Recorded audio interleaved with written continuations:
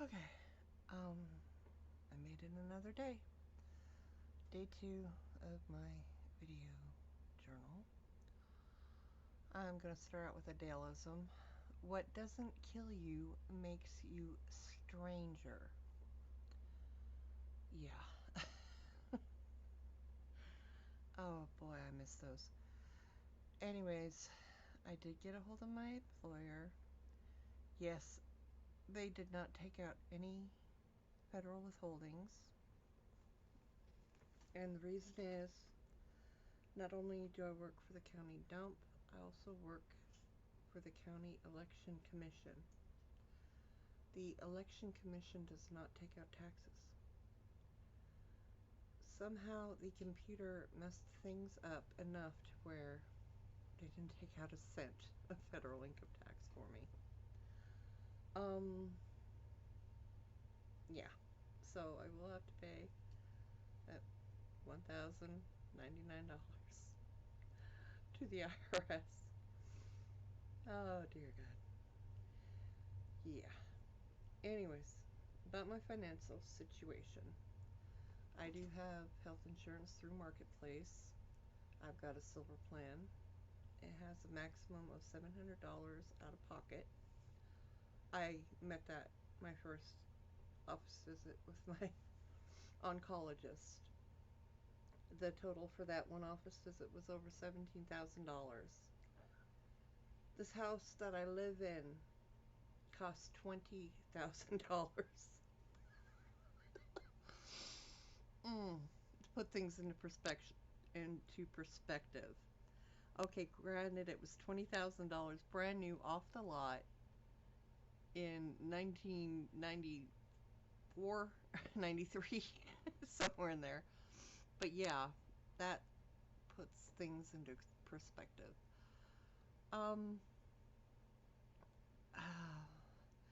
Now, I guess I should give an explanation on why I'm doing these videos. I did go to a lot of YouTube videos to see if I could, get an idea of someone else's cancer experience. And they were very dry, very impersonal, very fact-filled, and a lot of bitching. A lot of bitching. I don't want to do that. Yes, I do have cancer. I was diagnosed back in June. It is now February.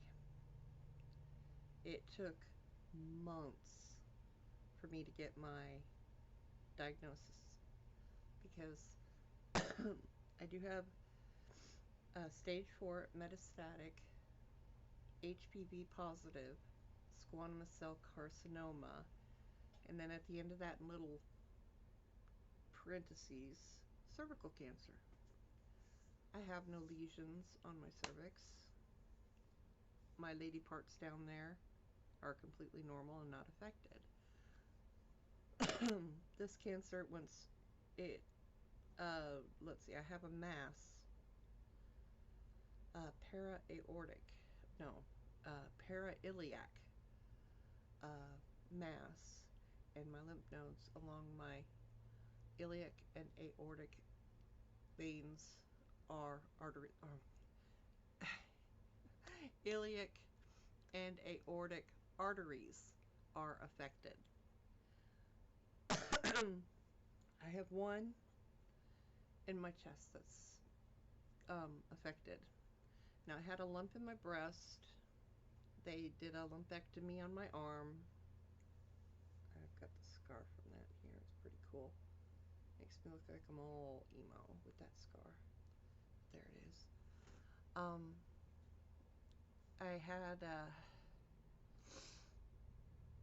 let's see, a uterine biopsy, and of course the cone biopsy. The cone biopsy came back cancer in situ, which means it's not even in my cervix yet.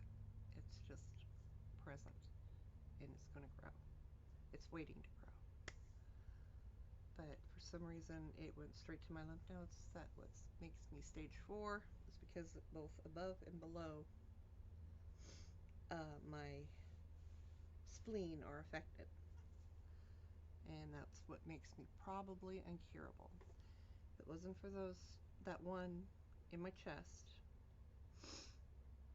I'd be curable with radiation. Excuse me, I got dry mouth today. Yeah, I have had a runny nose like crazy. It's like every time I tilt my head, it just drips. You know, it's not congested, it just runs constantly. I got this dry cough. When I do cough up at anything, it's like just a clear snot, phlegm, yeah, gross stuff. And yeah, that is from the chemo. Back to chemo. Well, anyways, it took me so long to get this positive diagnosis, and that they did that by doing an EGD procedure, going in through my food pipe, and they grabbed that little lymph node in my chest and did an aspiration biopsy. At the time, they said it was enough material for the biopsy for the test. Come to find out, it wasn't. They went ahead and did what they could. They couldn't run the genetic test because of the lack of material. In other words, they couldn't find the cancer. But they did confirm that was indeed squamous cell carcinoma, HPV positive in my chest. And that's how I got my positive diagnosis. And it took, I got that, let's see, November? Yeah, early November. Since they didn't get enough tests, enough material to do that DNA test, they did a blood draw to check for any markers of the cancer in my blood. And this would help direct what therapy I would get.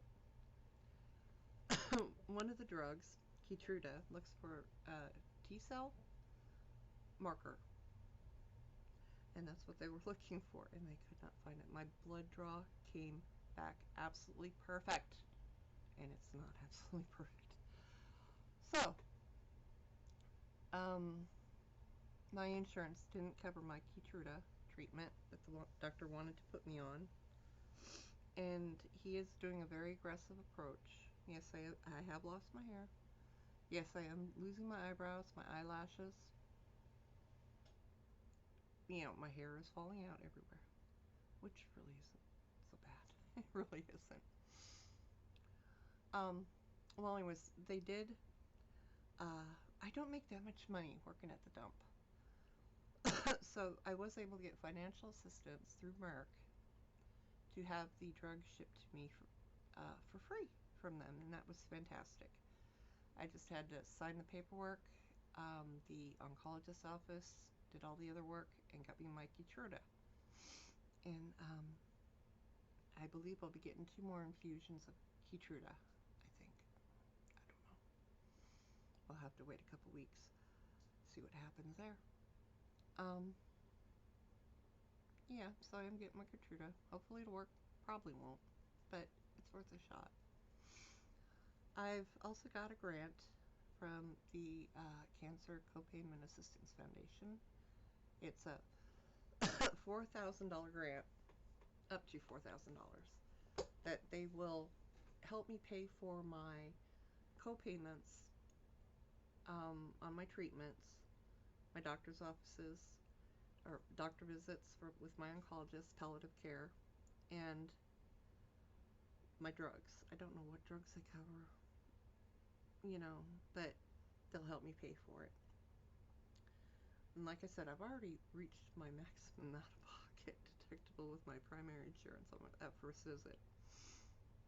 So hopefully that $700 max out-of-pocket will be covered by the Cancer Copayment Assistance Foundation.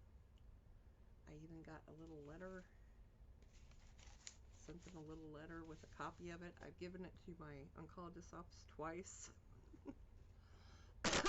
But yeah, anyways, I shouldn't have any problem paying for any more treatment, no matter what, going forward, because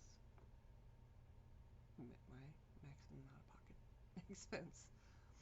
So that's not really the issue. There are some drugs. Yeah, you do have to pay a token charge for a lot of the drugs.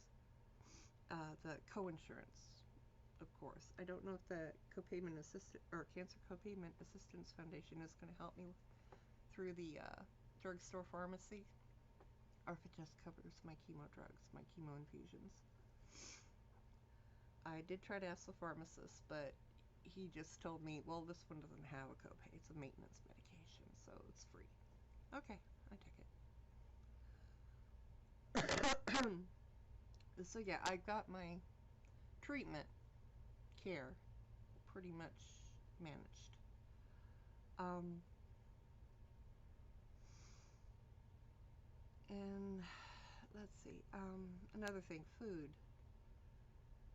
I have a weird, I'm a former cook. I love to eat, as you can tell. I'm not, a skinny little waif. I am overweight. I do like to eat because I like to eat, it's food. It's gorgeous. It's wonderful. Um, with the chemo, it's changed my appetite so much. Things just don't taste good.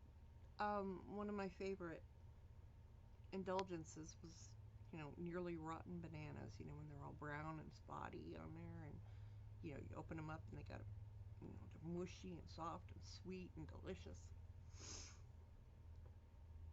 I can't anymore. I, that was so sad.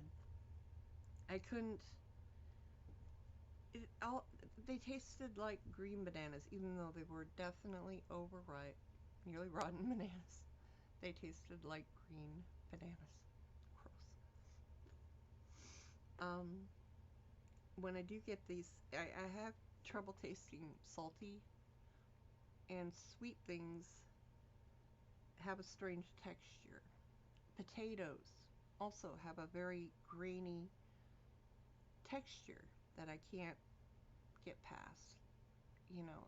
So it is really difficult to eat normal, simple foods. Um, I can still eat yogurt, but once again, you just don't have the appetite to eat it. Um, I sustained myself on grapes and mandarin oranges for the longest time because those are things that help soothe my mouth, and something I could taste was the high acidity in those oranges. Um, Pickles, the sweet spicy pickles, yeah, they're good. Another thing that I can eat when I just don't feel like eating anything is kielbasa in sauerkraut with lots and lots and lots of mustard. I know.